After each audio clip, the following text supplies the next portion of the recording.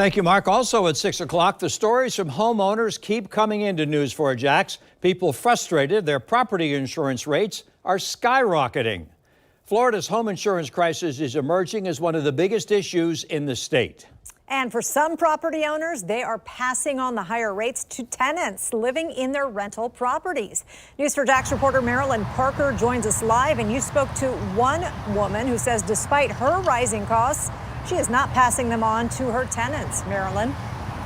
That's right. She's giving them a break, which I'm sure everyone could appreciate. Even though she's giving out that break, she had to face a 54% increase in her property rate. She doesn't want to go uninsured. It's too much of a risk. I spoke with a realtor who says there could be some relief on the way. However, local and state leaders are going to have to get involved.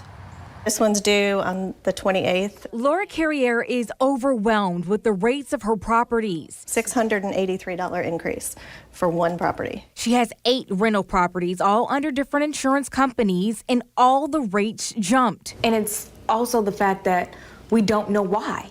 Exactly. It's frustrating. I get angry. Why? Why when we maintain our properties, we take care of them, we don't overuse insurance. Carriere hasn't considered selling them and is doing her tenants a favor by not raising rent. We have the ability to not pass that on yet, but eventually it's going to catch up. It's a ripple effect, frustrating thousands of Floridians. Rent prices and insurance premiums climbing, and some policies are dropped from insurers leaving the state. On the bright side, the Northeast Florida Association of Renters says the real estate market is showing signs of stabilizing. These aren't big shifts, but in August, the Home Affordability Index registered at 79.5, which is a small increase from July 79. A higher number means greater affordability. Florida Realtors and Northeast Florida Association of Realtors are working with the Congress, the state, as we go into 2023 for insurance reform. Homeowners insurance is a big issue as it relates to home affordability. And when you mentioned going into 2023 with the insurance reform, tell me what the tentative plan is. Well, the biggest piece of the insurance cost and the huge increase is that Florida is a major litigated claims state. The legal costs that are associated with that are very dramatic and raise the cost of insurance. Rosner encourages local leaders to get creative with subsidizing buildings and encourages people to shop around with insurers, something Carriere has done with no luck. They need to cap increases. They probably need to roll back some of the increases that have happened too. She says regulation for the insurance industry is desperately needed in Florida.